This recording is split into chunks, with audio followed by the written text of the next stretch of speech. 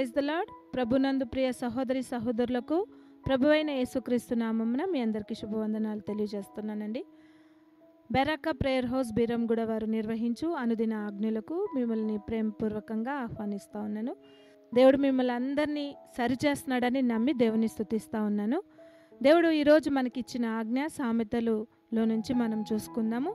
సామెతలు 28వ అధ్యాయము 13వ వచనాన్ని. అతిక్రమములను దాచిపెట్టువాడు వర్ధిల్లడు, వాటిని ఒప్పుకొని విడిచిపెట్టువాడు కనికరము పొందును. దేవుడు ఈరోజు మనకి ఆజ్ఞాపించేది ఏంటంటే అతిక్రమములను దాచిపెట్టొద్దు. వాటిని ఏం చేయాలంటే వాటిని ఒప్పుకొని విడిచిపెట్టాలి.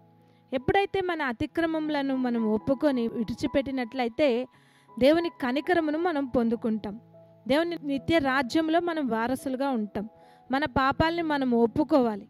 అంతేగాని మనం చేసిన దోషములు కానీ మనం చేసిన పాపములు కానీ దాచిపెట్టుకొని ఉంటే మనము దేవుని కనికరము పొందకపోతాము. కాబట్టి దేవుడు ఈరోజు మనకు ఆజ్ఞాపించేది ఏంటంటే నువ్వు చేసిన అతిక్రమములను దాచిపెట్టకుండా వాటిని ఒప్పుకో. ఎప్పుడైతే నువ్వు ఒప్పుకుంటావో అప్పుడే నేను నీకు కనికరం చూపిస్తానని దేవుడు ఈరోజు మనకు ఆజ్ఞాపిస్తూ ఉన్నాడు. ఈరోజు మనము అతిక్రమములను చేసి అందరము చేస్తాం కదా. ప్రతి మానవుడు పాపం చేస్తాడు.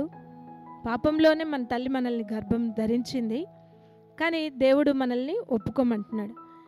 చేసిన తప్పుని ఒప్పుకోకుండా గొప్ప కీడుని తనకి కాక తన కుటుంబానికి కూడా రప్పించుకున్న ఒక వ్యక్తి గురించి మనందరికీ తెలుసు.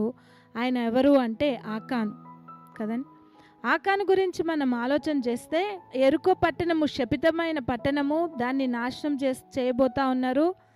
దానిలో ఉన్నది ఏది కూడా మీరు తీసుకోవద్దు అని దేవుడు ఖచ్చితంగా యెహోషువకు తన ప్రజలకి ఇశ్రాయేల్ ప్రజలకి ఆజ్ఞాపించాడు.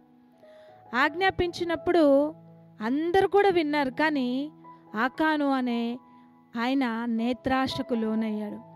ఏం చేశాడంటే ఒక మంచి షీనారి పై వస్త్రాన్ని, వెండిని, బంగారంను, చిన్న చిన్న వస్తువులకి ఆశపడి అది తీసుకున్నాడు. దేవుడు దాన్ని తీసుకోవద్దు, అది శపితమైనదని చెప్పినప్పటికీ కూడా ఆశపడి దాన్ని తీసుకొని అంత మాత్రమే కాదు, తన్ని తీసుకొచ్చి తన డేరాలో దాన్ని దాచిపెడతాడు. దాచిపెట్టినప్పుడు మనకి తెలుసు హాయ్ పట్టణం మీదకి యుద్ధానికి వెళ్ళాలని వెళ్ళి అక్కడ ఘోరంగా అపజయం పొందుకొని వెనక్కి వస్తారు. యెహోషువ దేవుని దగ్గర వేడుకుంటాడు, మరి మేమెందుకు ఇలాగ ఓడిపోయామని దేవుణ్ణి అడిగితే దేవుడు అంటాడు, నువ్వు నాకు ప్రార్థన చేయకుండా లెగు, ఫస్ట్ నీలో ఉన్న శపితమైనది నిర్మూలం చేయి, అప్పుడే నేను మీకు జయాన్ని అనుగ్రహిస్తాను, అప్పుడే నేను మీకు కనికరం చూపిస్తాను. ఆ తప్పు ఎక్కడుందో అది నీ దగ్గర నుంచి నిర్మూలం చేసుకొని యెహోషువకు తెలియజేసినప్పుడు యెహోషువ ఎన్నో ప్రయత్నాలు చేసి మొత్తం మీద ఒప్పించుకుంటాడు. అప్పటి వరకు ఆకానుకి అన్నీ తెలుసు, అన్నీ రుచి చూశాడు దేవుని కార్యాలు అన్నీ కూడా.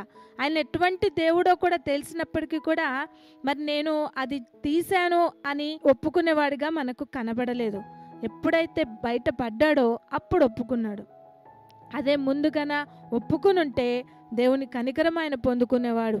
కానీ ఆయన ఒప్పుకోలేని స్థితిలో ఉన్నాడు కాబట్టి అతన్ని తీసుకెళ్ళి ఒక రాళ్ళు రువ్వి చంపారు. అతన్ని మాత్రమే కాదు తన కుటుంబ సభ్యులందరినీ కూడా దేవుడు చంపించమని ఆజ్ఞాపించాడు. తనతో పాటు తన కుటుంబంలో వాళ్ళందరూ కూడా ఆ లోయలో, ఆ కోరు లోయలో చంపబడ్డారు. దేవుడు కనికరము చూపే దేవుడు. ఎప్పుడు కనికరం చూపిస్తాడంటే మనము అతిక్రమములు చేసి దాన్ని ఒప్పుకొని వాటిని విడిచిపెట్టినప్పుడే దేవుడు మనల్ని కనికరించే దేవుడుగా మనకున్నాడు. కాబట్టి దేవుడు మనకి ఈరోజు ఇచ్చిన ఆజ్ఞ అతిక్రమములను ఒప్పుకోమని. కాబట్టి ఒప్పుకుందాం, ఒప్పుకొని దేవుని కనికరమును పొందుకుంటూ ముందుకు సాగుదాం. అట్టి కృప దేవుడు మనందరికి కూడా అనుగ్రహించునుగాక. చిన్న ప్రార్థన చేసుకుందాం. పరిశుద్ధుడా, మహాగణుడా, నీకు వందనాలు నాయన. ఉదయకాల సమయంలో నాయన అవును ప్రభా దేవా, అతిక్రమంలో చేసేవారిని నువ్వు క్షమించేవాడివి కాదు నాయన. మీ నుండి కనికరము పొందుకోలేము ప్రభా. కాబట్టి నాయన మేము చేసిన అతిక్రమములను ఒప్పుకునే కృపను మాకు దయచేయమని, ఆ రీతిగా ముందుకు సాగే కృపను దయచేయమని యేసు నామమున ప్రార్థించి వేడుకుంటున్నాం తండ్రి. ఆమేన్.